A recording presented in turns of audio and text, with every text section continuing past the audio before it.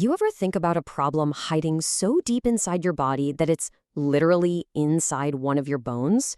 Sounds like something out of a medical drama, right? Well, today we're going to dive into a pretty fascinating and mysterious condition that does exactly that. Okay, so picture this. You've got this pain. It's not a muscle, it's not a joint, it's this deep, nagging ache that feels like it's coming from the very core of a bone. And the weirdest part? You didn't have some big fall or injury, it just showed up. So what on earth could be causing that? That's the big question we're tackling today.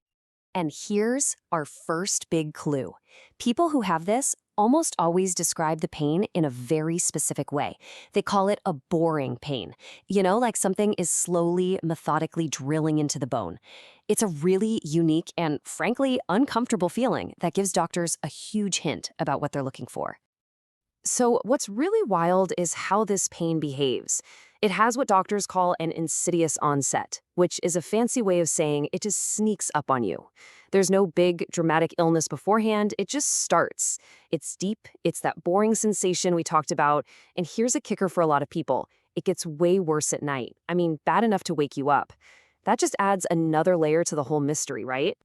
Okay, so we've gathered the clues, the deep pain, the sneaking up, the getting worse at night. So what's the culprit? What's the villain in this story? It's a hidden abscess, a secret little pocket of infection completely locked away inside the bone. All right, the official name for this thing is a Brodie's abscess. Now, it's a special type of bone infection called osteomyelitis, but here's the twist. Unlike a typical infection that's raging and causing all sorts of chaos, this one is subacute. It's slow burning, it's smoldering, and the body's actually managed to wall it off, creating this contained little abscess that can just sit there, sometimes for a really, really long time. And this thing, it has its favorite hiding spots. It almost always pops up near what's called the metaphysis. That's the wider part at the end of our long bones, right before you get to the joint. And the most common places you'll find it, the very top of your shin bone, the tibia, and the bottom part of your thigh bone, the femur. So, that leads to the next logical question, right? If this thing is buried deep inside a solid bone, how in the world do you even find it? Well, the answer, not surprisingly, involves looking right through the bone itself. Yeah, the key to cracking this case isn't something a doctor can just see or feel from the outside. The diagnosis almost completely hangs on medical imaging. We need a window to see what's going on inside that bone. And on a simple X-ray, you can often see the classic smoking gun. Doctors are looking for this. Well, it's an oval-shaped, lucent area.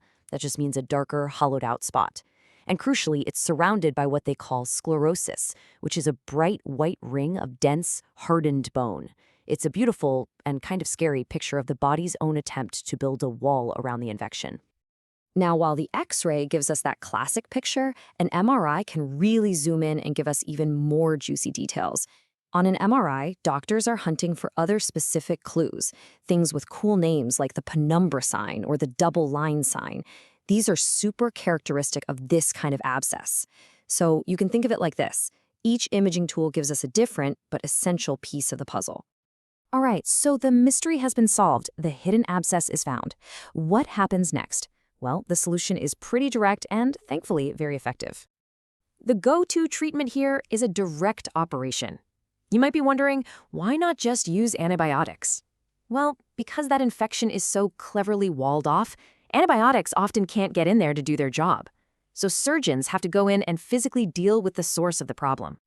The procedure itself is actually pretty straightforward. It's a three-step process, really. First, they do what's called a surgical evacuation. Basically, they drain the abscess. Next up is a really important step called curettage, which is all about cleaning. And then, sometimes, if the cavity is big enough, they might use a bone graft to help everything heal up nice and strong.